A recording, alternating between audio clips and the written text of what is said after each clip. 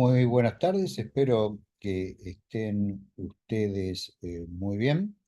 Vamos a continuar con nuestras clases de filosofía científica y en esta ocasión el plan es terminar con la parte de semántica de la materia. Supongo que esto, para aquellos de ustedes que todavía siguen en la materia, va a ser un motivo de alegría, por lo menos para quienes digamos, sufren de las partes muy formalizadas. A partir de la próxima clase, cuando empecemos con ontología, ya no vamos a tener una carga de formalismos tan grande como en la parte de ontología, aunque de tanto en tanto van a seguir apareciendo, ¿sí? Sobre todo al principio de ontología. Bueno, la clase pasada estudiamos la teoría de la verdad. Dijimos que en realidad no hay una teoría de la verdad, sino es un conjunto de teorías que se han propuesto. Hicimos un repaso de las diferentes propuestas que hay en la literatura. Mencionamos la teoría de la verdad por coherencia, que es la favorita en el área de las ciencias matemáticas. Mencionamos la teoría de la verdad por correspondencia, señalamos algunos problemas en las formulaciones usuales de estas teorías, tal como han sido presentadas originalmente, y luego repasamos un conjunto de teorías digamos, que hoy en día tienen una cierta difusión y que, bueno, también expusimos argumentos en contra de esas teorías, como el pragmatismo, la teoría pragmática de la verdad, la teoría deflacionista de la verdad, que sostiene que el problema de la verdad en realidad es un pseudoproblema y que no tiene demasiado sentido plantearlo.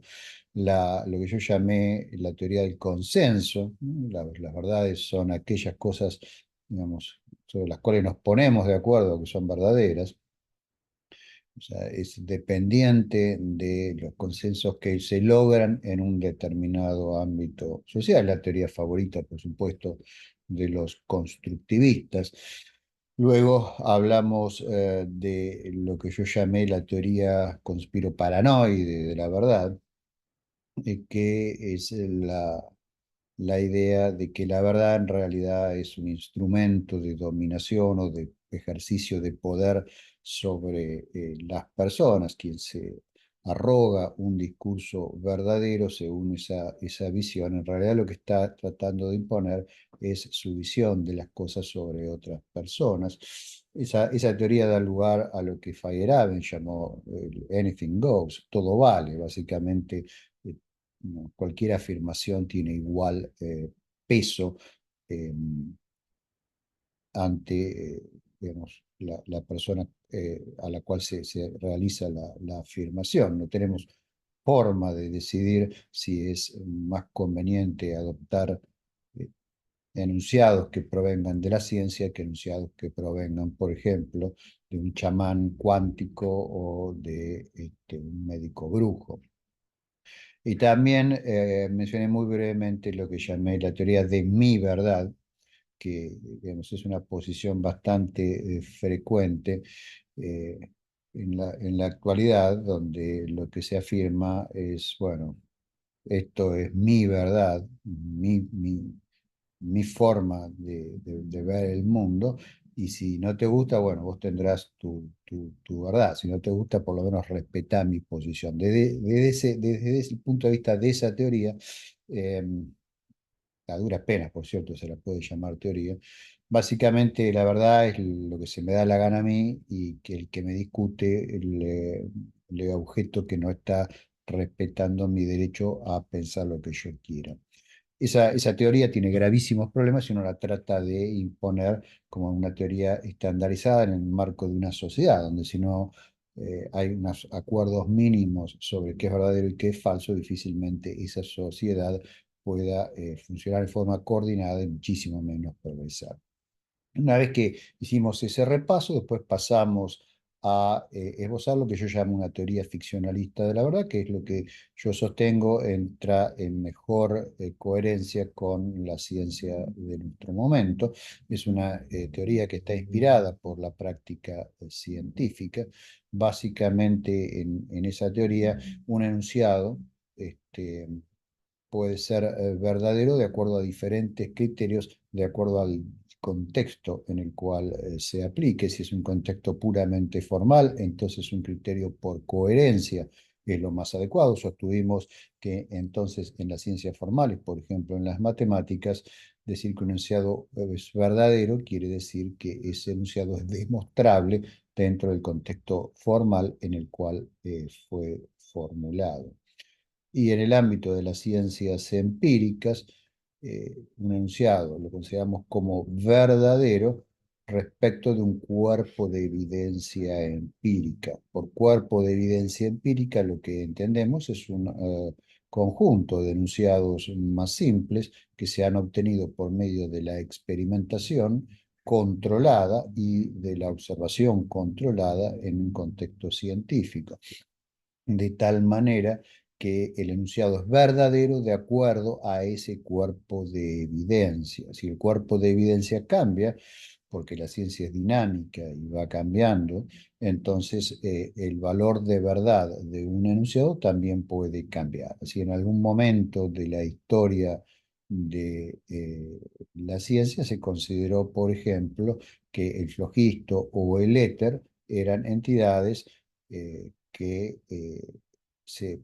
existían en el mundo y había muchos enunciados que se hacían acerca de esas entidades que se suponían bajo la luz de la evidencia de ese momento como enunciados verdaderos. Con el aumento de nuestra base evidencial, bueno, resultó que ahora esos enunciados se consideran falsos y nadie cree que en el mundo hay cosas como el flogisto o el éter. Quizás el día de mañana pase lo mismo con otras cosas que hoy consideramos como, si bien no ciertas, quizás como plausibles, tales como la materia oscura o alguna otra de las muchas entidades hipotéticas que pueblan la física, la cosmología y también las ciencias sociales. Em, bueno, después discutimos un poco cómo cuantificar estas ideas acerca de la verdad. También dijimos que en ciencia rara vez estamos seguros completamente de algo, de tal manera que un criterio binario, un criterio que solo asigna verdad o falsedad a los enunciados, por ahí no es del todo conveniente. Entonces sugerimos la posibilidad de construir una teoría parcial de la verdad, que en vez de asignar valor de verdadero o falso, pueda asignar verdad o falsedad en grados. Entonces, sugerimos que esos grados pueden ir de 0, completamente falso, a 1, completamente verdadero, de tal manera que, por ejemplo, si un enunciado le logramos asignar un valor de 0,9, por decir algo, entonces el enunciado es verosímil en el sentido de que está más cerca de la verdad que un enunciado que tiene un valor de verdad de 0,6, por decirles algo, ¿sí?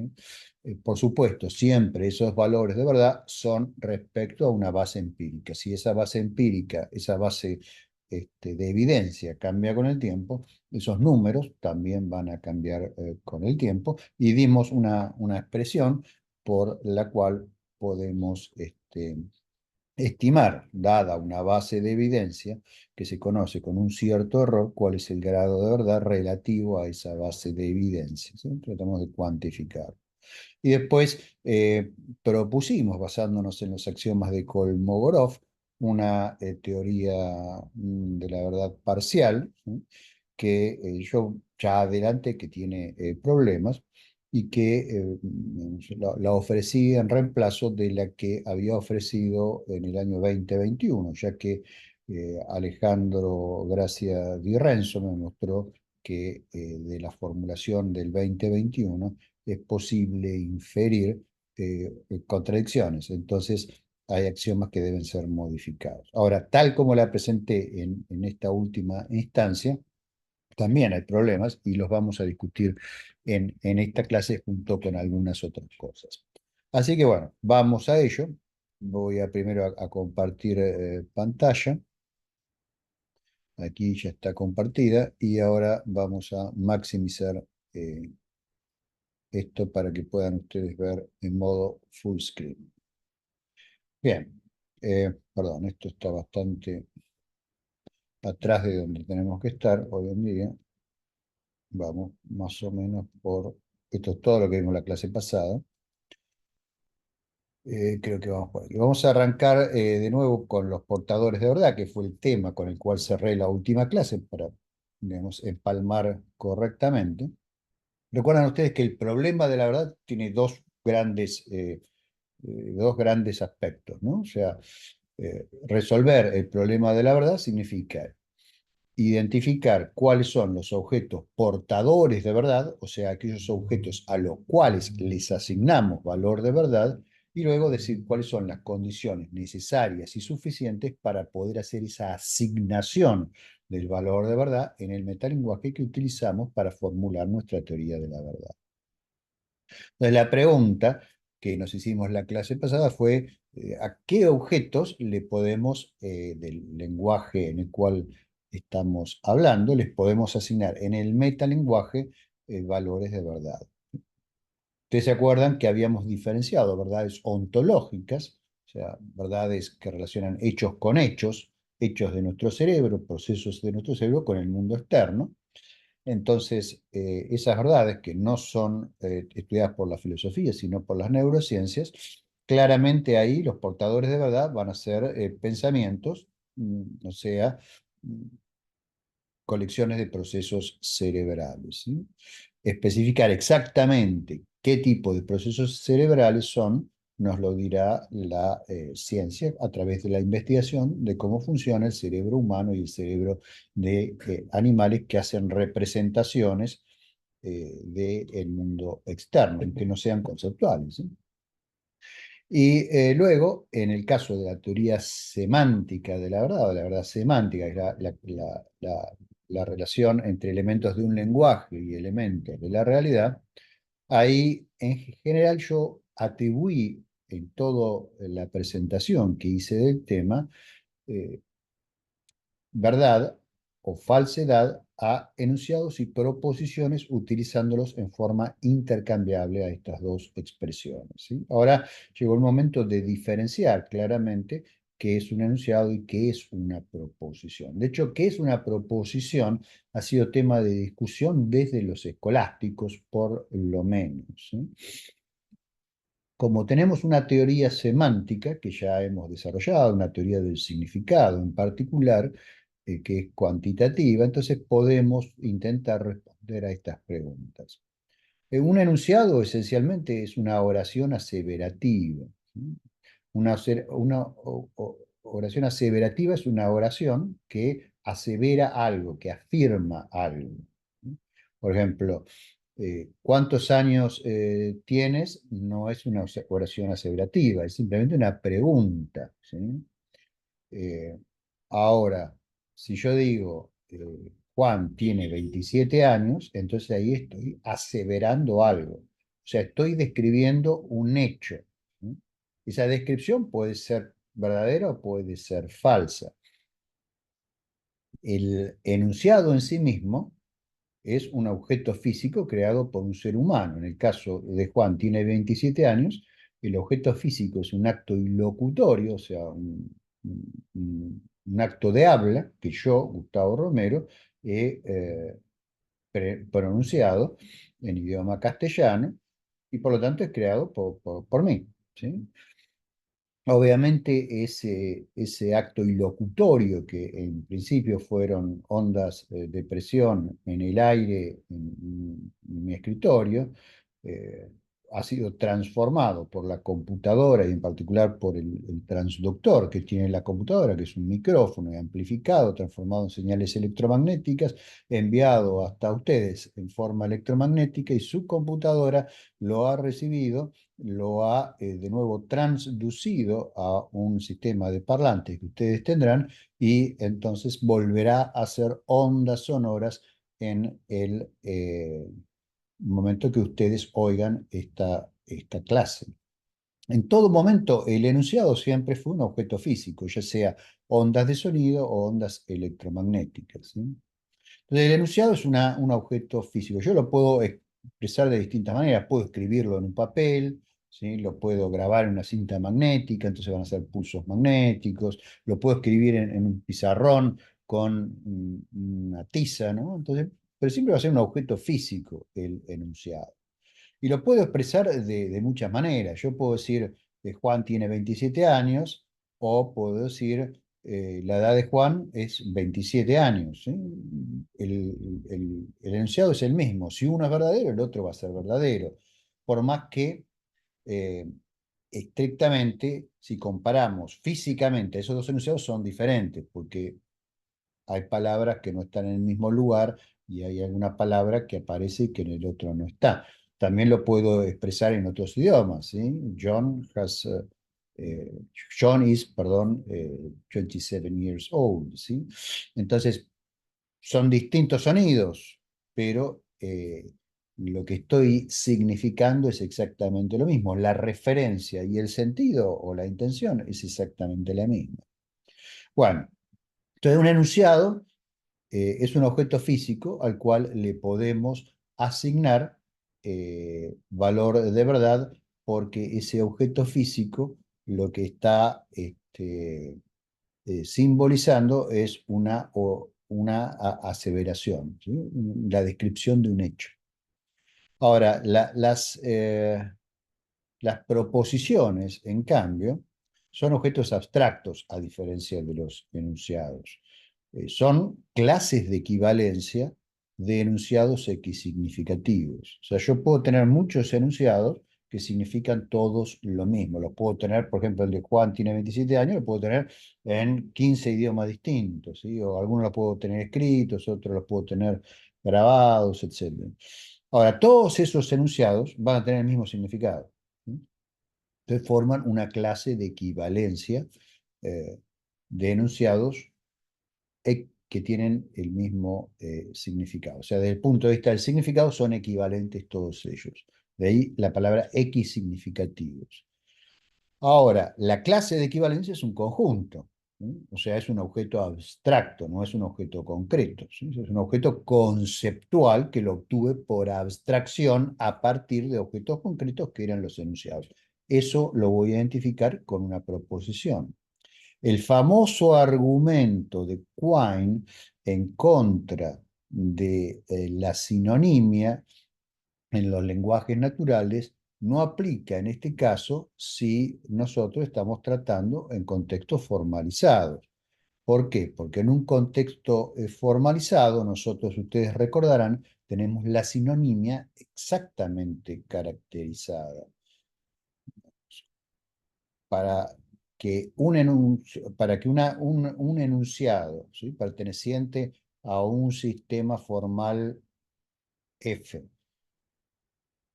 sea sinónimo de otro enunciado en el mismo sistema formal F, entonces lo único que necesitamos es que la clase de referencia del primer enunciado sea igual a la clase de referencia del segundo enunciado, y que el sentido del primer enunciado sea igual al sentido del segundo enunciado.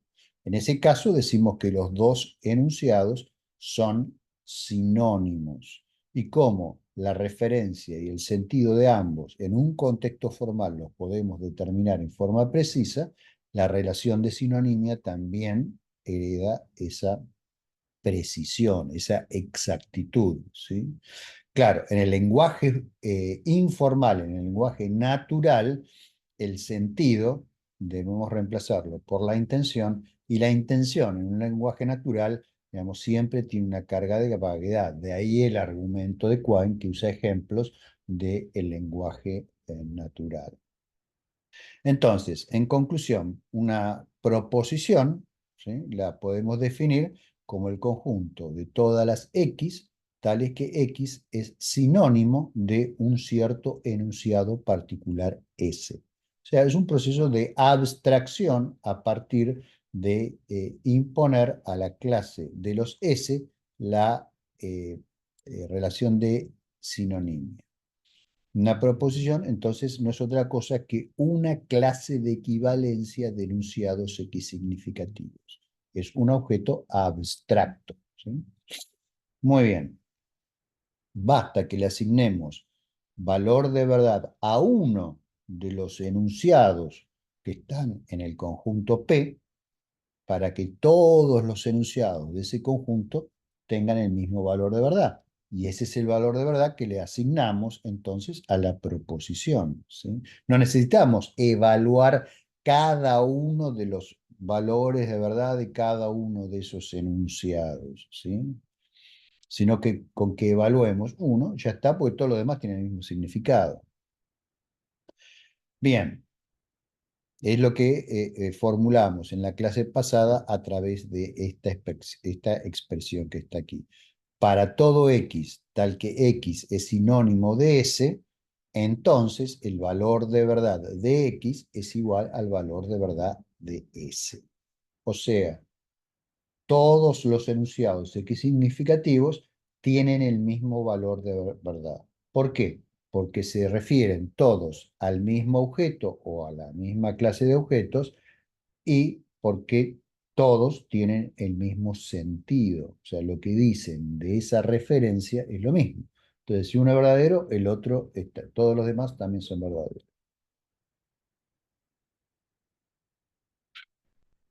Terminamos la clase pasada preguntándonos si las creencias también tienen valor de verdad. Pero para responder a esa pregunta, lo primero que tenemos que hacer es especificar qué es una creencia, ¿sí?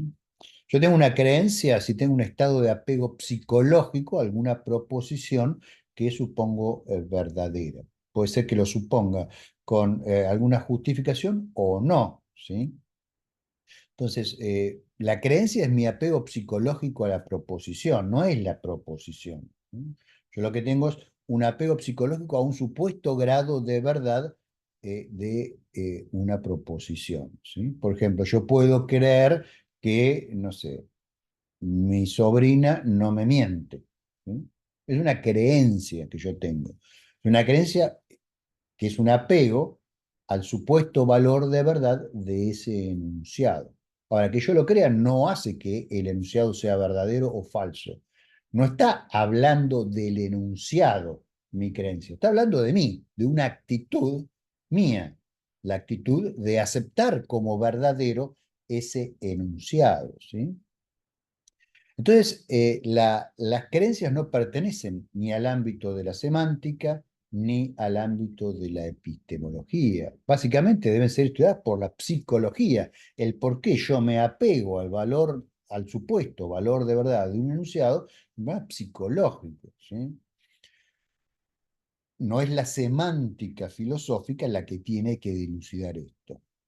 Las creencias en sí, entonces, no pueden tener valor de verdad. Si yo digo que creo tal cosa, bueno, o bien puedo estar mintiendo, pero la creencia no va a ser falsa o verdadera. Lo que va a ser falso o verdadero es el enunciado que yo estoy haciendo acerca de la creencia que yo tengo, ¿sí?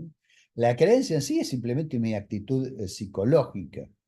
Y eso en sí no puede ser ni verdadero ni falso. Es como pretender que un árbol sea verdadero o falso, porque que un hecho sea verdadero o falso. Lo que puede ser verdadero o falso es la descripción de un hecho, pero no el hecho en sí, ¿sí?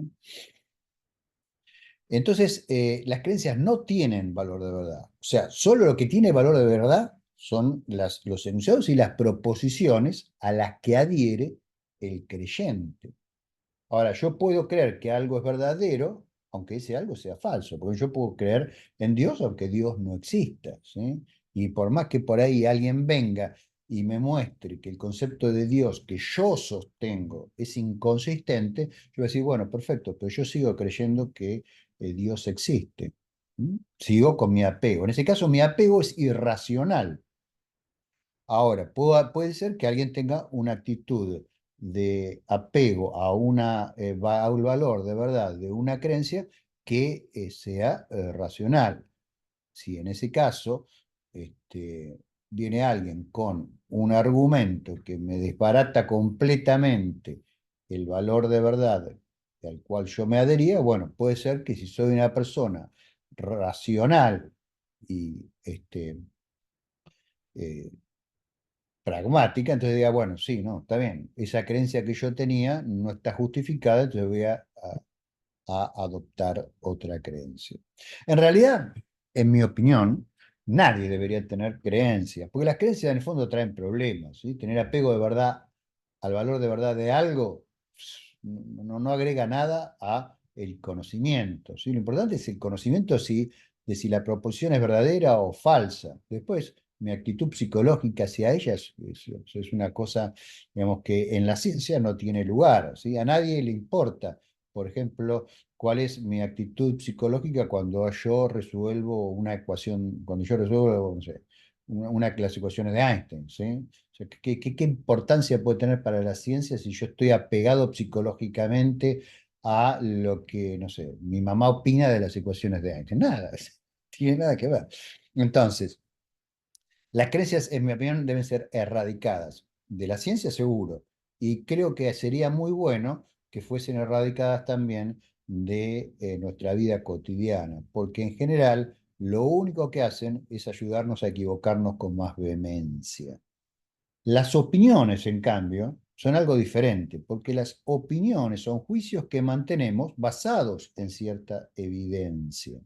¿Sí? Entonces las opiniones son argumentables. Puede ser que mi evidencia, por ejemplo, sea inconclusa o yo esté desactualizado, esté desinformado, no haya leído un artículo que salió hace poco donde muestran que esa evidencia que yo pensaba que era correcta era totalmente incorrecta, o puede ser que yo haya entendido mal las cosas. O sea, puedo tener opiniones, posiciones frente a determinadas proposiciones y al valor de verdad de ciertas proposiciones, pero esas posiciones, digamos, si yo las trato de fundamentar, entonces son opiniones. ¿Sí?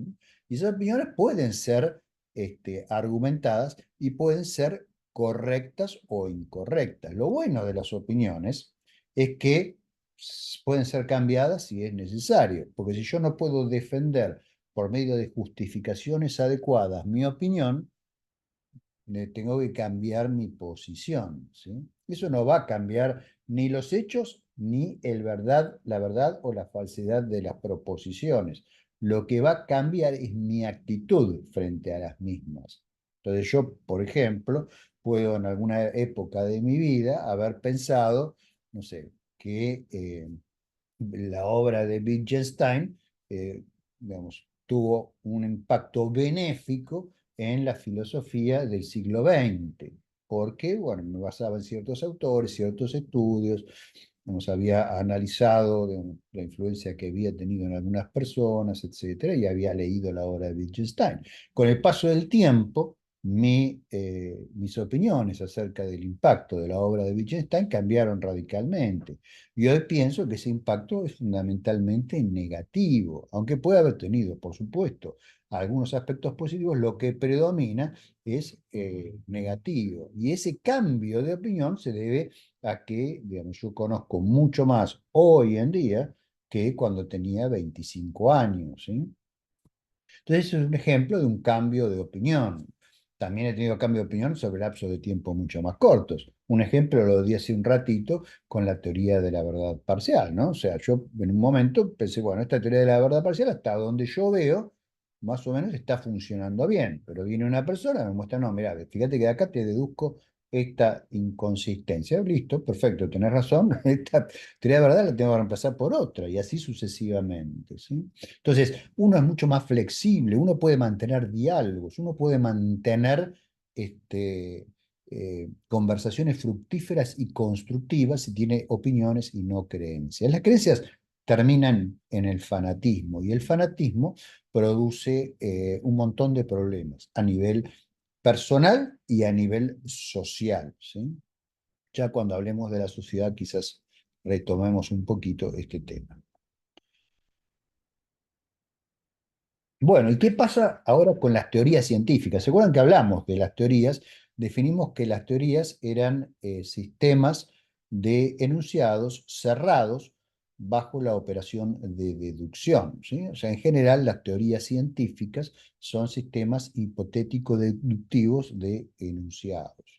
no necesariamente todas las teorías están suficientemente formalizadas como para que sean sistemas cerrados, ¿sí? Pero en general son sistemas hipotético-deductivos. Conjeturamos la validez de ciertas cosas, pueden ser ciertas leyes, ciertos axiomas, y de ahí tratamos de inferir las consecuencias. Y esas consecuencias, munidos de datos para casos particulares, nos llevan a formular aplicaciones. Y esas aplicaciones son las que finalmente ponemos a prueba por medio de experimentos y observaciones. Ahora, cualquier conjunto finito de enunciados o conjeturas que tengamos siempre va a producir un número infinito de enunciados derivados, ¿sí? Para casos concretos. Además, para casos concretos voy a tener que agregar datos específicos que me transformen las proposiciones generales que infiero de las teorías en cosas concretas que se refieren a un experimento concreto o a una observación concreta que voy a hacer. Entonces, de una teoría yo puedo inferir infinitos enunciados. Y la verdad se asigna, nosotros la asignamos a enunciados particulares, aquellos que verificamos, y por supuesto a clases de enunciados que llamamos proposiciones que definí hace un ratito. Entonces no puede ser heredada por las teorías fácticas, ¿sí? Porque no puedo en la práctica contrastar un número infinito de enunciados. Yo no puedo, por ejemplo, afirmar que hay un ámbito en el universo en el cual la teoría general de la relatividad, que está muy bien verificada a nivel del sistema solar por los experimentos extremadamente precisos que hemos hecho, se aplica de igual manera, por ejemplo, a escalas que van más allá de la escala galáctica, ¿sí? Hay gente que ha propuesto teorías modificadas de la gravedad, de la teoría general de la relatividad, y hoy por hoy, digamos, no pueden ser completamente descartadas, ¿sí? Entonces, no puedo asignar un grado de verdad a estas teorías, y mucho menos una verdad conclusiva o simplemente porque no puedo contrastar o evaluarlas en todos los ámbitos de evaluación posibles, ya que en la práctica son infinitos, ¿sí? Ahora, si bien las teorías no pueden ser verdaderas en forma conclusiva, y gracias a eso es que las vamos reemplazando unas por otras a medida que nuestro conocimiento va aumentando, las teorías sí pueden ser falsas, ¿sí? Yo no tengo la menor duda, y probablemente ustedes tampoco, de que la teoría del flojisto o que la teoría de la generación espontánea de la vida sin evolución, o que la, la teoría del éter, ¿no? Son teorías hoy por hoy falsas, consideradas falsas, y no creo que jamás vuelvan a ser tenidas en cuenta. O sea, si encontramos suficientes refutaciones, suficientemente convincentes, y no solo una, porque después vamos a entrar en más detalle de esto, de cómo se contrastan las teorías, ¿no? Pero una sola refutación no va a hacer que nadie deje una teoría de lado. Pero cuando ya la masa de evidencia es abrumadora, las teorías las consideramos falsas y las desechamos, ¿sí? Por eso es que hoy no seguimos, por ejemplo, pensando que la Tierra es el centro del universo, ¿sí? Tampoco el Sol es el centro del universo. Entonces hemos dejado atrás la teoría de Ptolomeo, hemos dejado atrás la teoría de Copérnico. Nadie va a sostener hoy en día que los planetas se mueven en órbitas circulares alrededor del Sol, ¿no es cierto? La teoría de Copérnico todos sabemos que está mal, que es falsa, ¿sí? Eh, bueno, a pesar de que las teorías pueden ser falsas, y a pesar de que no podemos jamás afirmar la verdad conclusiva de una teoría, las teorías sí pueden ser verosímiles en un cierto ámbito frente a un cuerpo de evidencia dada. Por ejemplo, la teoría general de la relatividad, que es la que mencioné hoy, es una teoría extremadamente verosímil para la evidencia que tenemos hoy en día, ¿sí? Si aumento el cuerpo de evidencia, bueno, la cosa puede cambiar, y esa verosimilitud, que es una forma de decir que la teoría es plausible, eh, también se puede acentuar. Más aún, las teorías, como mostré anteriormente en la parte de referencia y de significado, las podemos comparar unas con otras, ¿sí? Y si bien no podemos concluir si una teoría es completamente verdadera, sí podemos concluir si una teoría es más verdadera que otra. ¿Mm? Por ejemplo, la teoría de la gravitación de Einstein es una teoría más verdadera que la teoría de la gravitación de Newton. Y usted dirá, ¿y por qué puedo afirmar eso? Y puedo afirmar eso porque tienen los mismos referentes, ambos se refieren a la gravitación, y tiene una base predictiva mucho mayor que la otra, y en esa base predictiva hay muchos más enunciados verdaderos que en la otra, ¿sí?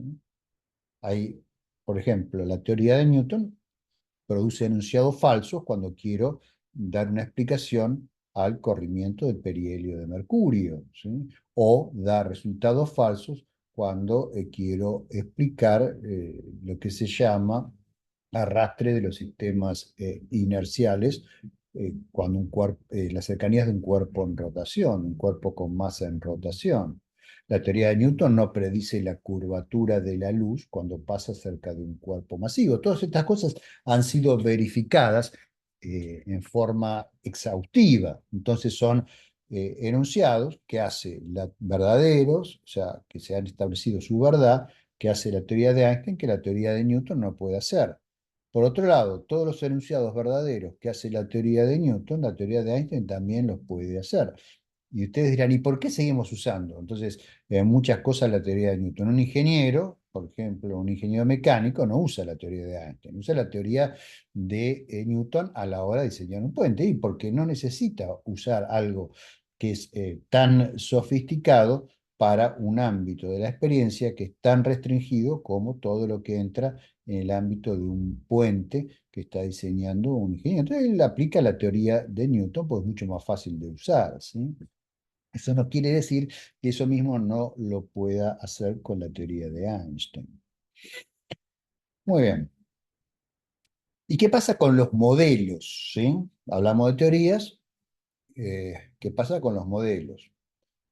Los modelos son mucho más limitados que las teorías, ¿sí? Las teorías abarcan ámbitos grandes de la realidad, ¿sí? Por ejemplo, en el caso de la teoría que estamos hablando, la teoría general de la relatividad abarca los fenómenos gravitatorios y también toda la dinámica de los cuerpos, ¿sí? O sea, abarca todas las cosas que abarcaba la teoría de Newton y, digamos, hace predicciones mucho más precisas y muy diferentes en algunos casos de las que hacía la teoría de Newton. También nos explica cómo se comportan el espacio y el tiempo y otras cosas más. Los modelos son mucho más limitados, ¿sí? Yo, por ejemplo, puedo hacer un modelo de una estrella de neutrones, ¿no? Entonces, bueno, en ese modelo voy a considerar la estrella de neutrones eh, como una esfera, por ejemplo, de 10 kilómetros de radio, que tiene un perfil de densidad dado, en el centro obedece a una ecuación de estado de un plasma de quarks gluones, en la parte, las capas más externas tiene una ecuación de estado diferente. Puedo postular que tiene una atmósfera, tiene un campo magnético que en principio es dipolar, pero si está rotando, bueno, hay una distorsión de ese campo dipolar. De acuerdo a, digamos, el caso específico que esté estudiando, voy a poner más o menos detalle en mi modelización de ese objeto particular, ¿sí? Si es un objeto concreto que se conoce su distancia, se conoce, digamos, un poco cuál es el campo magnético de ese sistema, bueno, le voy a poner números concretos que corresponden a ese objeto. O sea, voy a usar datos auxiliares que se obtuvieron por medio de observaciones y experimentos que se usaron, donde se usaron otras teorías, ¿sí? Entonces van a entrar cosas que vinieron de otro lado, de otras teorías como la electrodinámica, la óptica, o sea, un montón de cosas. Bueno, voy a conformar un modelo que en el fondo siempre va a ser una idealización, como dijimos antes. Los modelos son idealizaciones, no tienen en cuenta todos los detalles del objeto idealizado. Los objetos idealizados tienen un nivel de detalle que no reproducen nuestras representaciones conceptuales de ellos, ¿sí? O sea, recuerden que las representaciones conceptuales las hace el cerebro humano, y no puede representar cosas que tengan un nivel de complejidad, digamos, gigantesco. O sea, solo puede representar cosas que puede llegar a procesar el cerebro humano. Pero eso no es un problema porque no nos interesan todos los detalles, ¿sí? Entonces, lo que nosotros modelamos son aquellos aspectos de los objetos y aquellos fenómenos y aquellos hechos, digamos, que nos interesan por alguna razón y modelamos los aspectos que nos parecen pertinentes para poder entender los hechos que queremos entender, ¿no? Este, entonces, a diferencia de las teorías, de los modelos podemos deducir enunciados que son muy, muy concretos, ¿no? Enunciados que son cuantitativos, ¿no? Si yo quiero, por ejemplo, contrastar la teoría general de la relatividad, tengo que hacer un modelo de algo. Primero tengo que decir cómo la voy a contrastar. Si supongamos que la quiero contrastar eh, porque la teoría predice que el tiempo transcurre a una distinta velocidad, bueno, el tiempo transcurre, digamos, de forma diferente a diferentes distancias del centro de la Tierra, ¿sí? Es una predicción que hace la relatividad general. Bueno, entonces tengo que diseñar todo un experimento. Tengo que decir, bueno, voy a poner un reloj atómico a nivel del mar, ¿sí? Y lo voy a proteger, digamos, de cualquier perturbación externa y demás. Voy a poner otro reloj atómico en la punta del monte Everest y los voy a sincronizar antes de separarlos, me voy a asegurar que no haya desincronización por el transporte, montones de cosas, ¿no? Bueno, y finalmente lo voy a poner a prueba y de ahí me va a salir que la teoría es correcta con un error más o menos tanto, ¿sí? En esa predicción particular. Bueno, esa predicción salió de un modelo, entonces el modelo se construyó con un montón de teorías y un montón de datos específicos, este, y en algún punto ese modelo va a terminar haciendo, o sea, o predicciones que son correctas dentro de un error, o bien predicciones que son incorrectas. Si son incorrectas, los desecho, ¿sí? Si son correctas, me quedo con el modelo, pero como tengo una margen de error, voy a tratar de mejorar el modelo para ver si introduciendo mayor detalle puedo mejorar en próximos experimentos mi representación de la realidad. De los modelos, al igual que las teorías, no pueden ser concluyentemente verdaderos porque son idealizaciones. Entonces una idealización siempre va a tener una distancia con la realidad. Ahora, lo que sí puedo hacer es determinar si el modelo funciona bien en un determinado ámbito de representación, ¿sí? Si a mí me interesa solamente, por ejemplo, las propiedades de emisión electromagnética de una estrella de neutrones, bueno, ahí tengo un nivel de representación donde puedo llegar a tener un modelo que es correcto. Hoy sabemos que los pulsos que nos llegan de las estrellas de neutrones son pulsos producidos porque la estrella está en rotación y bueno, sabemos un poco del mecanismo que produce esos pulsos, ¿sí? Entonces, tenemos modelos que creemos que son correctos, que si vamos a una estrella de neutrones y digamos, estamos ahí cerquita y hacemos mediciones in situ, bueno, el modelo va a ser, por lo menos a grandes rasgos, confirmado, ¿sí? Entonces podemos a ese nivel de predicción electromagnético tener un modelo que sea verdadero, ¿sí? Este, pero es verdadero en ese contexto y en ese aspecto particular de la idealización general que implica un modelo, ¿sí? Nunca voy a poder tener un modelo de todo, ni un modelo verdadero completo de ninguna cosa, ¿sí? Porque una cosa tiene infinitos aspectos. Bueno, muy bien. Eh, la clase pasada también habíamos hablado de la teoría de la verdad parcial y yo le dije que no estaba libre de problemas. Esa formulación de la teoría de la verdad parcial que hicimos en función de los axiomas de Kolmogorov, ¿sí? Que sí, se la recuerdo, era esta que está por acá, esta. Mira. Teníamos cuatro básicamente axiomas, ¿sí? El primero decía que el grado de verdad de un enunciado no puede ser negativo, o sea, el grado de verdad es siempre mayor o igual que cero. El segundo axioma, el grado de verdad de un enunciado que es completamente verdadero es 1, o sea que esto es lo que nos está diciendo que el grado de verdad va a ir entre 0 y 1, porque más que verdadero no puede ser un enunciado, ¿no? 0 va a ser que el enunciado sea falso. El axioma 3 trataba a los enunciados independientes de la misma forma que en la teoría de Kolmogorov se trata con hechos independientes. Ustedes saben que la probabilidad de dos hechos independientes es el producto de las probabilidades, ¿sí? La probabilidad de que ustedes saquen dos veces el número 17 en la ruleta va a ser 1 sobre 36 por 1 sobre 36, ¿sí? Donde un 36avo, la probabilidad de un solo que le salga una vez, y bueno, que le salga dos veces seguidas va a ser el producto de esas dos probabilidades que son independientes, porque cada tirada es independiente. Y ahí les señalé que ahí hay un problema. Ahora lo que voy a hacer es mostrarles cuál es el problema. Luego tenemos el cuarto axioma, que es el que nos dice cómo asignar el valor de verdad parcial a un enunciado o proposición, ¿sí? Si tenemos una evidencia con un error relativo a la base de evidencia llamado beta. Entonces esto es 1 sobre beta. Beta no puede ser mayor que 1, entonces ese número siempre va a estar entre 0 y 1. Un error chico, por supuesto, está lo más cerca de 0 posible, y el valor de verdad entonces va a estar lo más cerca de 1 posible. Bueno, esta era la teoría que presenté, pero acá en el axioma 3 dije que hay problema. ¿Cuál es el problema? Es lo que ahora les voy a decir. Entonces, supongamos que tenemos un enunciado que es completamente falso, ¿sí? Entonces, tiene valor de verdad 0, punto, 0. Y supongamos que tenemos una enorme cantidad de enunciados que son verdaderos, ¿sí? Entonces, hacemos la conjunción de todos esos enunciados, ¿sí?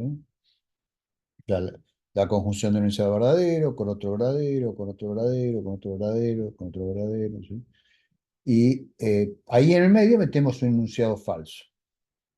Entonces, como el valor de verdad, de acuerdo al axioma 3, de la conjunción es el producto de los valores de verdad de los enunciados de los cuales que he asociado, ese producto donde multiplico por 0 se me hace 0, ¿sí? Y de repente tenía 1000 enunciados verdaderos, ¿sí? La conjunción de 1000 enunciados verdaderos con un enunciado falso ya me da un enunciado que es completamente falso. Ahora, en una teoría de la verdad parcial, eso no debería ser así, ¿sí? O sea, si tengo muchísimo más enunciados verdaderos que un enunciado que es falso, más o menos todos los enunciados son igualmente relevantes, entonces uno no esperaría que la conjunción sea completamente falsa, ¿sí? Entonces ahí hay un problema.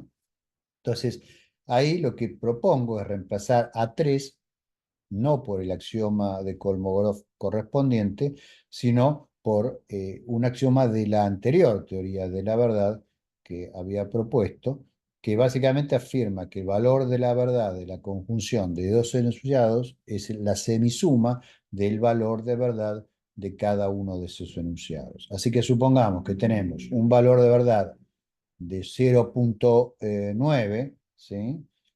Y un valor de verdad de 0,1, ¿sí? Entonces, el valor de verdad de la conjunción me va a dar 0,5, ¿sí? Entonces, digamos, uno de los enunciados estaba muy cerca de la verdad y el otro estaba muy lejos.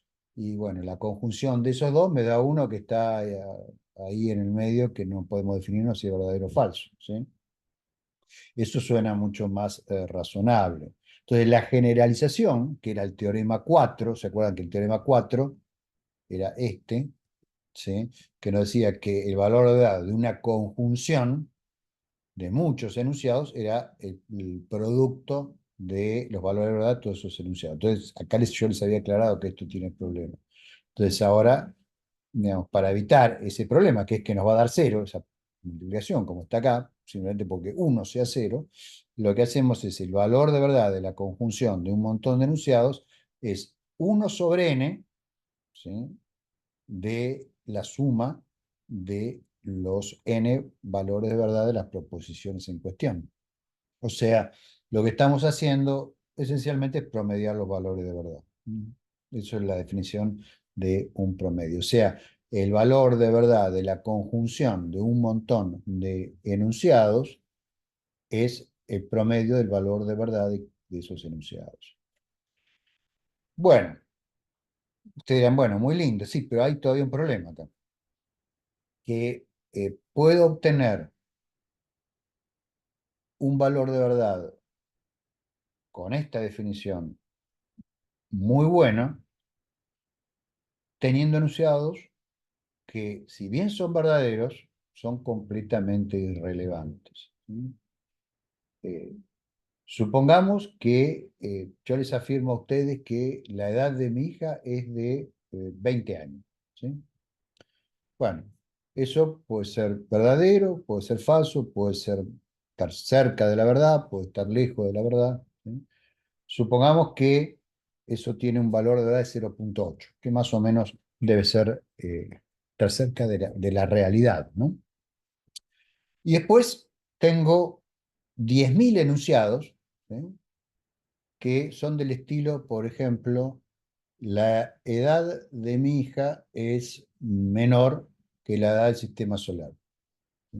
Lo cual es completamente verdadero. Es imposible que mi hija tenga una edad mayor que la del sistema solar. Entonces, enunciado verdadero 1. De ahí yo ya tengo 0,8 más 1. ¿Sí? Luego, otro enunciado que va a ser sin duda verdadero. La edad de mi hija es menor que la edad de la galaxia. Completamente verdadero. La edad de mi hija es menor que la edad del Sol. Completamente verdadero. La edad de mi... Y así, digamos, le puedo agregar todos los enunciados que quiera, todos verdaderos a esa conjunción. Cuando hago el promedio, eso me da 1. ¿Sí? O sea, me da completamente verdadero. Y pero mi hija no tenía 20 años. ¿Entienden? Entonces hay algo que no funciona. ¿Qué es lo que no funciona? Y lo que no funciona es que todos esos otros enunciados que fui agregando son totalmente irrelevantes. ¿Por qué? Porque cualquier persona los satisface. ¿Sí?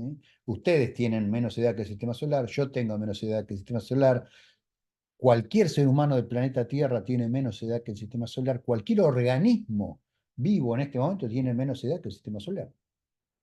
Entonces, eso es completamente irrelevante al problema que estamos tratando, que es la edad de mi hija. ¿Sí? Si tiene 20 años o no tiene 20 años.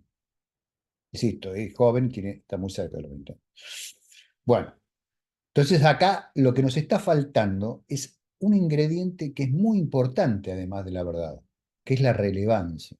¿Sí? O sea, un enunciado eh, falso, irrelevante, y un gran número de enunciados verdaderos, relevantes, nos pueden hacer construir enunciados que son falsos y también al revés. ¿Sí? O sea, y eso a pesar de que todos los enunciados tengan la misma referencia, porque todos los enunciados, digamos, que yo estuve ahí invocando se referían a lo mismo, a mi hija.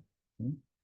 Sin embargo, el problema es que muchos de esos enunciados, si bien se referían a mi hija, eran irrelevantes. El único relevante era el que daba un número de 0,8.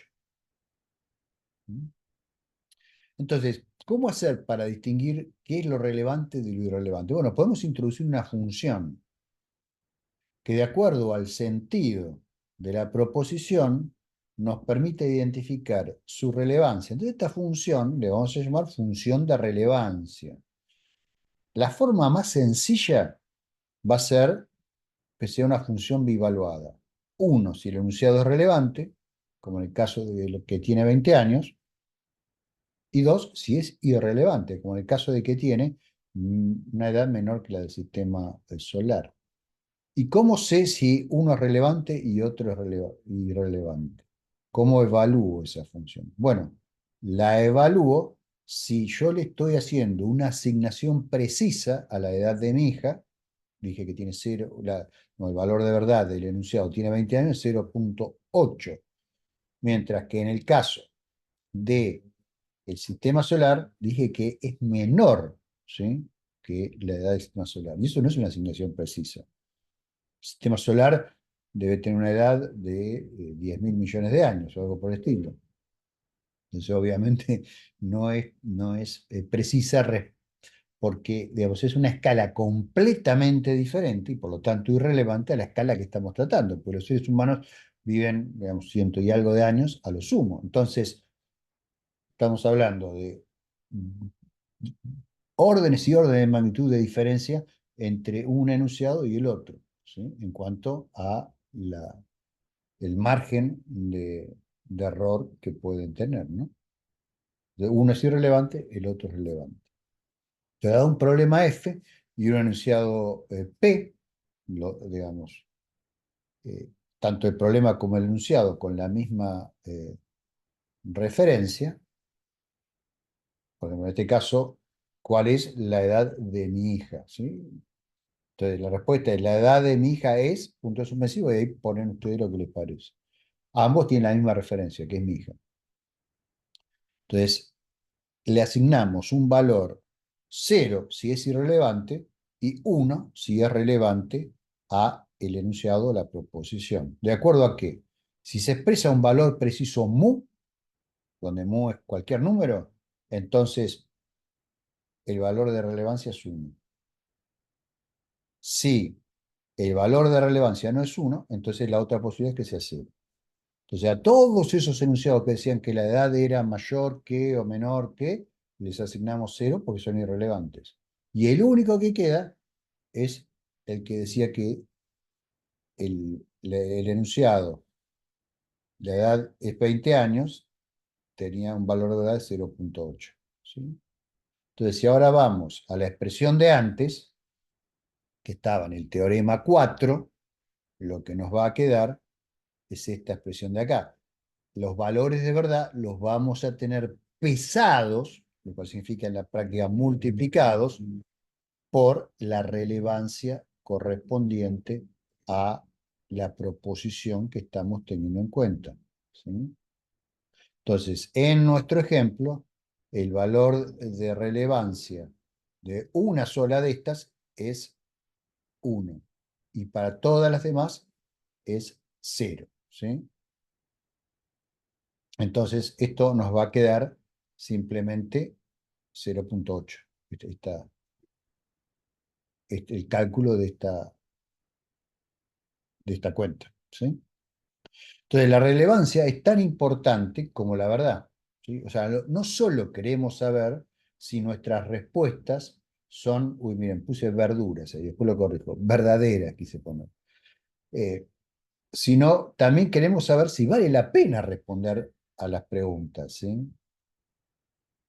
O sea, no queremos hacer preguntas superfluas, no queremos perder el tiempo, básicamente, calculando cosas que no sirven para nada, que no, digamos, juegan un papel en la construcción de nuestra imagen verosímil del mundo. Y por eso, tan importante como la verdad es la relevancia. Pues yo puedo saber muchas cosas completamente irrelevantes, y eso, en el fondo, no me sirve para nada porque no entiendo nada del mundo. O puedo saber muchas menos cosas, pero todas relevantes, y entonces voy a entender mucho más del mundo que aquel que solo conoce cosas irrelevantes. Por ejemplo, supongamos que alguien, y seguramente existe de estas personas, sabe absolutamente todo de todos los, digamos, jugadores de un determinado club de fútbol desde el momento que ese club de fútbol se fundó hasta el momento en que actuó. ¿Sí? Sabe cuántos goles hizo cada uno, cuánto tiempo estuvo, millones de verdades sobre todos esos jugadores de fútbol. Ahora, la imagen del mundo que va a tener esa persona, que va a conocer muchísimas cosas, probablemente conozca en cantidad de cosas, más cosas de las que podemos conocer muchos otros, ¿no? Pero lo que va a conocer, en el fondo, para entender el mundo es irrelevante, porque el mundo es mucho más que un partido de fútbol, ¿sí? O que una larga sucesión de partidos de fútbol. O sea, si trata de enfrentarse a cualquier problema fuera del ámbito del fútbol, probablemente encuentre gravísimas dificultades. ¿Sí? Entonces, esto no es solo una crítica a la hiperespecialización, sino a la hiperespecialización en cosas que en el fondo no son irrelevantes para resolver grandes problemas. Algunos dirán, bueno, ¿y usted cómo sabe cuáles son los grandes problemas? Y lo que yo sé es que si ustedes tratan de vivir su existencia solamente con información basada en el fútbol, van a tener problemas, van a empezar a encontrarse problemas, porque se van a enfermar, van a tener que tomar decisiones, van a tener que evaluar situaciones, van a tener que tomar responsabilidades y actuar en consecuencia, y probablemente ese conocimiento que tengan del fútbol y de los nombres de todos esos jugadores y todos los goles, el momento en que los hicieron y demás, les sea irrelevante. Quizás puedan extraer alguna cosa, pero sin duda alguien que haya estudiado, digamos, con una mayor amplitud, con cuestión, digamos, asignando un peso más digamos, mejor repartido a los distintos problemas que se presentan, pueda tener mejores respuestas a los problemas. Lo mismo, supongamos que ustedes están estudiando, no sé, quieren estudiar la vida de los gorilas de espalda plateada en África, ¿no es cierto? Bueno, el saber cuántos cabellos exactamente tiene en promedio la población de gorilas, probablemente no le sirva para nada. Es un dato irrelevante frente a otras cosas que son mucho más importantes para poder entender el comportamiento de esa población de gorilas, ¿sí? Cuál es el ambiente en el que igual se mueven, qué tipo de comida están ingiriendo, cuáles son las principales enfermedades que los afectan, cómo se relacionan con el entorno, millones de cosas que seguramente son más importantes que el número de cabellos que tienen, ¿sí? Bueno, en fin, lo que estoy tratando de mostrarles es que no solo nos importa lo que es verdadero o falso, también nos importa lo que es relevante o irrelevante, ¿sí? Y esto también se los comento porque en ciencia, yo tengo muchos años de ciencia y muchas veces veo gente que trabaja en problemas totalmente irrelevantes, ¿sí? Hay personas que digamos, pasan la mitad de su vida trabajando en partículas que no existen, o que no tienen la menor chance de existir, y ellos lo saben, y sin embargo se dedican a publicar sobre esas cosas, y hay un pequeño submundillo que se dedica a eso, y es como que si fuesen escritores de ciencia ficción extremadamente rigurosos, pero que escriben cosas extraordinariamente aburridas que no les interesan más que a ellos, ¿sí? Entonces, eso es irrelevante, en mi opinión. Y usted dirá, y bueno, dígelo, sí, claro, pero alguien le paga el sueldo a esa gente, ¿sí? En general, esos sueldos salen de los impuestos que pagamos ustedes, yo, todos, ¿no? Entonces, no sé hasta dónde tiene mucho sentido dejar que se estudie. Uno, claro, puede decir, bueno, nunca se sabe en ciencia, perfecto, pero a veces se sabe que hay cosas que no tienen digamos, ningún sentido. Por ejemplo, seguir invirtiendo plata en que se estudie la teoría de cuerdas, ya ni los propios cuerdistas que en la teoría de cuerdas se dedican a hacer materia condensada, o sea, ya como teoría, digamos, fundamental de la materia, digamos, no ha tenido el éxito que se esperó de ella. Bueno, llegó un momento que hay que dejar eso de lado, hay que tener la honestidad intelectual y decir, bueno, esto ya es irrelevante si sigo trabajando para este lado. Voy a enfocar el conocimiento que tengo de matemática a esta otra disciplina para poder producir algún avance en nuestro conocimiento de la realidad. Eso siempre y cuando usted es un físico, ¿no? Si usted es un físico, quiere conocer la realidad. Ahora, si usted lo único que quiere es llenar su currículum de paper, bueno, puede estudiar cosas irrelevantes, ¿sí? Pero los evaluadores entonces deberían tener en cuenta y saber diferenciar con una función de peso de relevancia qué currículum es irrelevante y qué currículum no lo es, ¿no? Bueno, esto lleva, como ven, a discusiones que empiezan a meterse ya incluso en no solo la política científica, sino también en la ética, ¿sí? Porque acá hay cuestiones éticas involucradas. Ya volveremos sobre la ética más adelante. ¿Mm? Bueno, ahora, ustedes dirán, bueno, ¿y no podemos generalizar esa función de relevancia para que en vez de tener, sea binaria, o sea, que asigne 0 o 1, en realidad nos diga, de la misma manera que hicimos con la verdad, nos diga a partir de una serie de axiomas cuán relevante es un problema o una supuesta solución para responder un problema o un problema en un cierto marco teórico? O sea, podemos tener una función que a cada proposición le asigno una relevancia entre 0 y 1 en un sistema F, ¿sí? Un sistema que plantea un problema F. Claro, eso sería idóneo, pero ahí hay un problema que es que la forma explícita nunca va a poder ser general. Acá pasa lo mismo que pasa con la teoría de la medición. No puede haber una teoría general de la medición, porque no es lo mismo medir algo si ustedes trabajan en física nuclear, que si ustedes trabajan en biología marina, que si ustedes trabajan en sociología, que si ustedes trabajan en cosmología. La forma en que se miden las cosas es totalmente diferente, los procedimientos, el análisis de los errores, la forma de encarar los problemas, las metodologías aplicadas, todo es totalmente diferente, ¿sí?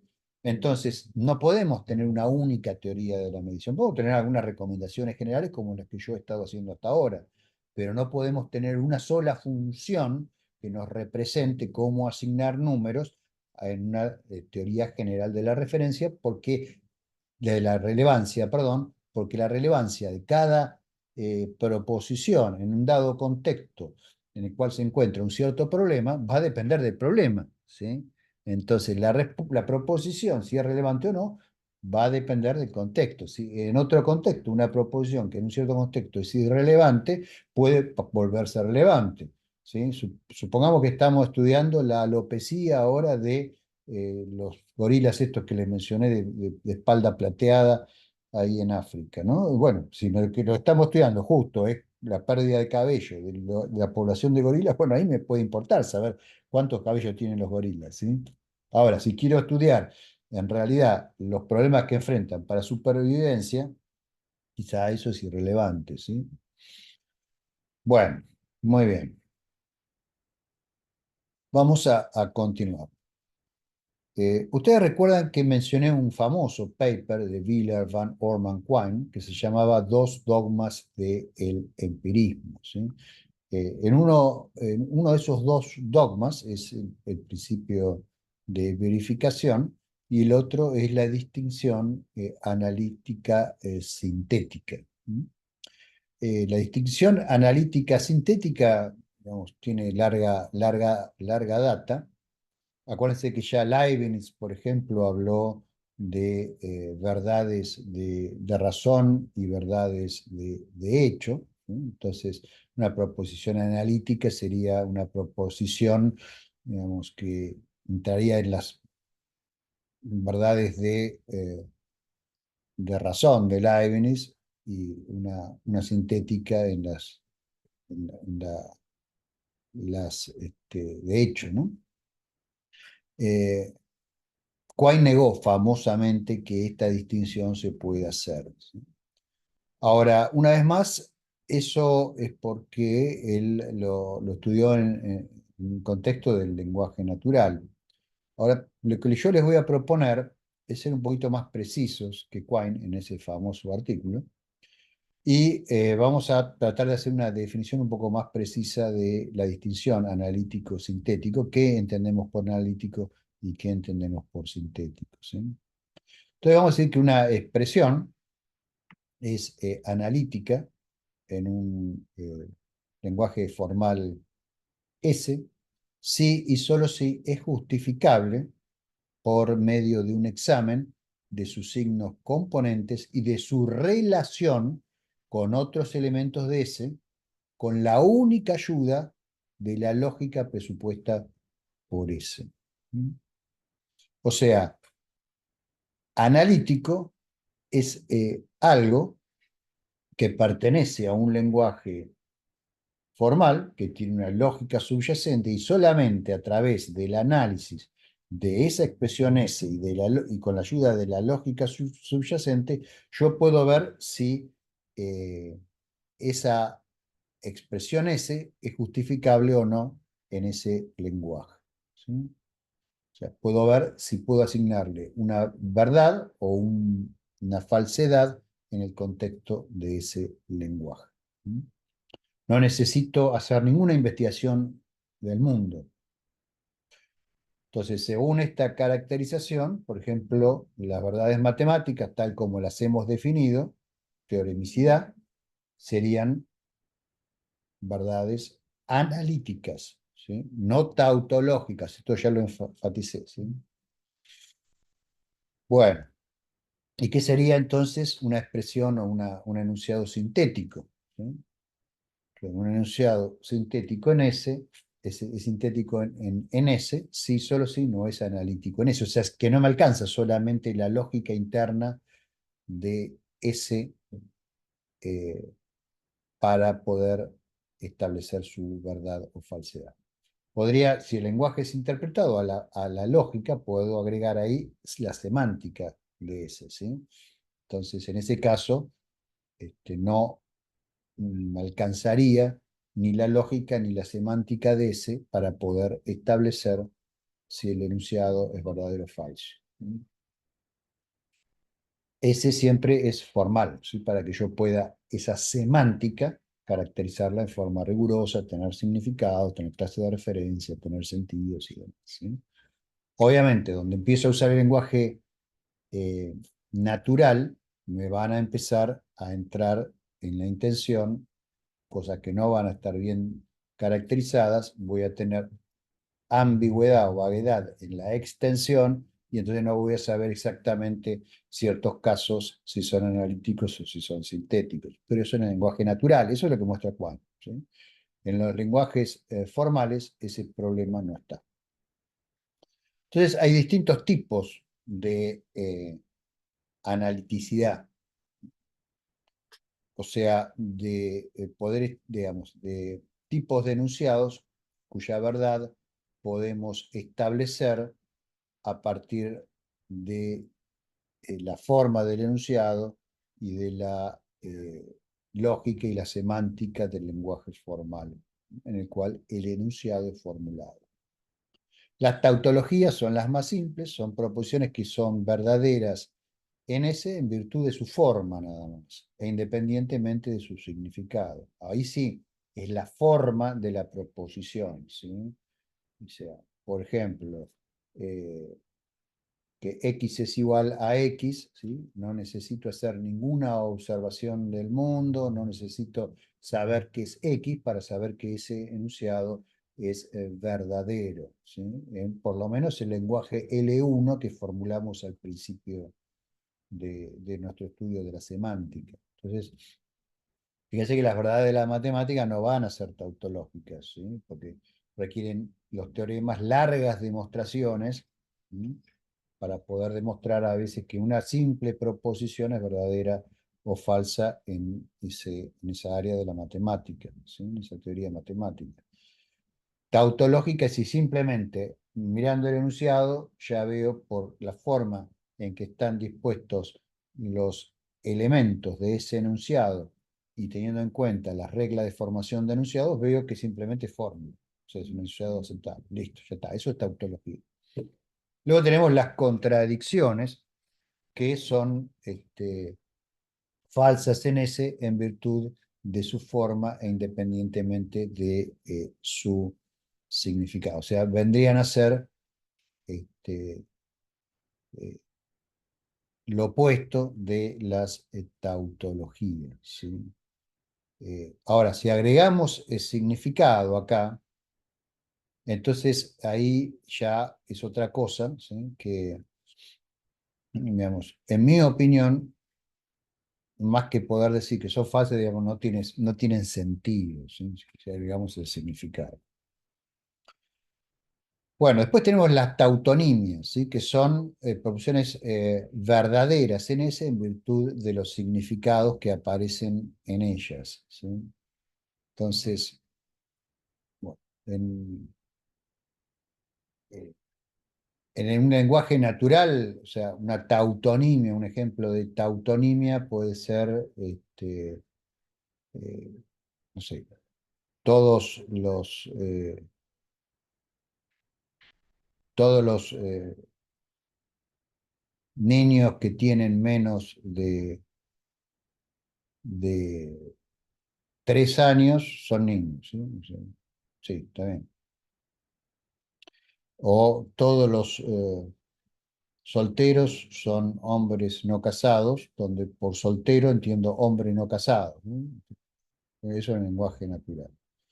en, en lenguajes formales, uno puede tener enunciados que sean verdaderos simplemente por las definiciones que uno adoptó en ese lenguaje, ¿sí? Por ejemplo, un triángulo tiene tres lados, ¿sí? Bueno, es una tautonimia, porque yo defino un triángulo como una figura geométrica que tiene tres lados, ¿sí? Bueno, es una tautonimia. Una heteronimia sería lo opuesto de la tautonimia, son proposiciones, se dice falsas en ese en virtud de sus significados, pero yo diría más bien que no tienen sentido. Es como decir, por ejemplo, eh, X es un cuadrado que tiene tres lados, ¿sí? Bueno, uno por convención le puede decir falsa, pero en el fondo no tiene sentido decir que X tiene tres lados, que X es un cuadrado que tiene tres lados, pues los cuadrados, por definición, tienen cuatro lados, ¿sí? Entonces, decir que un cuadrado tiene tres lados, en realidad es un sinsentido, ¿sí? Más que una falsedad. No se entiende, o sea, no es imposible de comprender eso. Luego tenemos proposiciones que son analíticas en S, son proposiciones demostrables en S, pero que no son tautológicas ni tautonímicas, ¿sí? Entonces, bueno, hay que hacer demostraciones más largas en S y axiomas que son verdaderos por convención. O sea, el axioma yo supongo que es verdadero, ¿sí? Son proposiciones básicas en base a las reglas de S, yo de ahí, eh, siguiendo las estipulaciones, puedo deducir el resto de los enunciados. Pero bueno, esa verdad que es por convención es un atributo que damos nosotros. Si cambiamos la base axiomática del lenguaje, lo podemos también modificar. Bueno, después voy a cambiar esto. Bueno, no me gusta que diga falso aquí en las heteronimias ni en las contradicciones. Voy a poner que son aquí lo puedo dejar porque, digamos, no hay significado por medio, pero en heteronimia voy a poner, digamos, son pseudo proposiciones, porque en realidad no son proposiciones bien formadas, ¿sí? Sino que digamos, son sin sentidos. Muy bien. Entonces, fíjense que, en conclusión, la analiticidad es conceptual. O sea, ¿de qué depende? Depende de ese, de su lógica y, bueno, no lo dice ahí, pero también de su semántica, ¿sí? Entonces, la distinción analítico-sintética también va a ser contextual, ¿sí? Va a depender del contexto. Si yo paso de un contexto a otro, entonces algo que era analítico, digamos, puede dejar de serlo y viceversa. Fíjense que esta dicotomía se vuelve relativa al contexto, pero no es superflua, ¿sí? Es perfectamente válida en cada contexto, ¿sí? Y debe mantenerse si no deseamos confundir lo empírico con problemas de procedimiento y lingüísticos, que son cosas que suceden muy comúnmente en filosofía, ¿sí? A veces la gente hace un experimento mental, llegan a una conclusión analítica y pretenden que luego tenga validez sintética, y eso no es posible, ¿sí? Porque la verdad se establece de diferentes maneras en un contexto que en otro. Bueno, esto ya se los dije hasta el hartazgo. Los enunciados verdaderos de las matemáticas no son tautológicos, a menos que sean algunos muy triviales, o sea, en virtud de su forma, pero sí son analíticos en la teoría T donde se los formula, ¿sí? O sea, la verdad de esos enunciados se establece deduciéndolos dentro de la teoría, ¿sí? Bien, entonces, para concluir, y esta clase va a ser más corta porque quiero la clase que viene arrancar directamente con ontología, así hoy terminamos con la parte de semántica. Para concluir, entonces, diría un par de cosas. En el mundo pseudo académico, permítame llamarle así, que es el mundo, digamos, de las, no, ya ni siquiera diría de las pseudociencias, sino de muchas protociencias, tal como se enseñan en algunas de nuestras facultades. Quizás se puede vivir diciendo que la verdad no existe o que no importa o que es un instrumento de poder y todas esas cosas. Y ahora, en el mundo real, cuando tenemos que bajar al mundo real, donde hay problemas que son reales, por ejemplo, no sé, tenemos 50% de pobreza, tenemos gente que se muere de hambre, tenemos guerras, tenemos problemas urgentísimos que resolver, necesitamos conocer verdades para intentar cambiar la realidad. Si nosotros no sabemos cuál es la realidad, si no nos importa saber cuál es la pobreza, si no nos importa saber cuáles son las causas de la pobreza, si no nos importa entender las cosas más básicas del mundo y la sociedad en la que vivimos. O sea, ¿cómo podemos llegar a cambiar la realidad con la que nos enfrentamos?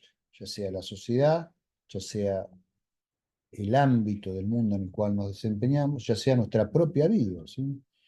Entonces, el primer requisito para poder progresar es aceptar algunas verdades, aunque más no sea en forma provisoria. Los que rechazan la verdad, el concepto de la verdad, son los mismos que han rechazado la idea de progreso, ¿sí? Que es ese ideal de la ilustración que nació con la revolución científica en el siglo XVII y se universalizó en el siglo XVIII con la Ilustración, ¿sí? Entonces, los grandes enemigos de la Ilustración, los grandes enemigos del progreso, son aquellos que sostienen que las verdades no existen, que las verdades se inventan o se consensúan o son irrelevantes. Y ellos son conscientes de eso y por eso es que se autodenominan posmodernos, porque han dejado atrás la modernidad. Y la modernidad es lo que comenzó, la fase de la historia humana, donde se inventó el progreso, se inventó la idea del progreso y se propuso un medio para lograr llevar adelante el progreso. Y es la historia que arranca a partir de la revolución científica y sigue con la ilustración, ¿sí? Entonces, si queremos vivir mejores y si queremos acaso tal vez incluso llegar a ser mejores personas, no nos queda otra que tratar de hallar tantas verdades como podamos, tratar de saber tanto sobre el mundo como sobre nosotros, como sobre nuestra sociedad como podamos. Solo así la podemos mejorar. Un ignorante no puede mejorar nada, ¿sí? Solo es una víctima fácil del fanatismo y de la manipulación ideológica. Entonces, resumiendo un poco todo esto de semántica que hemos estado viendo, en particular de teoría de la verdad, solo algunos procesos cerebrales y afirmaciones lingüísticas pueden ser verdaderas, falsas o algo que está en el medio, ¿no? En un grado de verdad. Las proposiciones son construcciones, son abstracciones, ¿sí?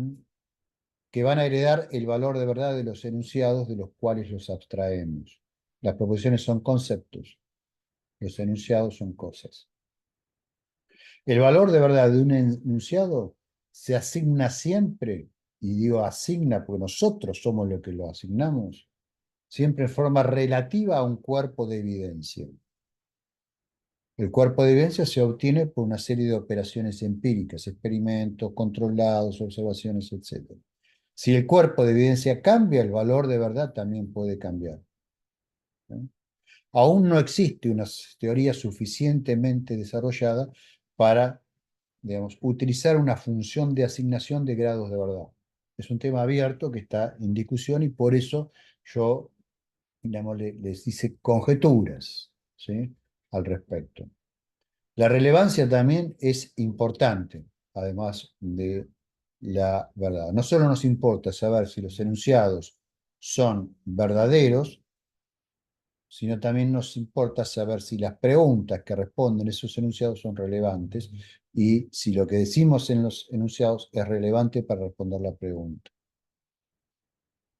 Ahora, un valor de verdad no puede ser asignado a una teoría ni a una cosmovisión, o sea, una visión del mundo.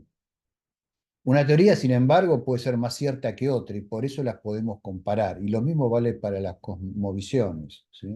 Una cosmovisión del mundo, eh, digamos, que se basa, por ejemplo, en diferenciar a los seres humanos de acuerdo al color de la piel, por decirles algo, eh, puede ser comparada con una visión del ser humano muy diferente y se puede argumentar, ¿sí?, en favor de una o de otra, y se puede llegar a la conclusión de que una u otra es este, más adecuada a la realidad.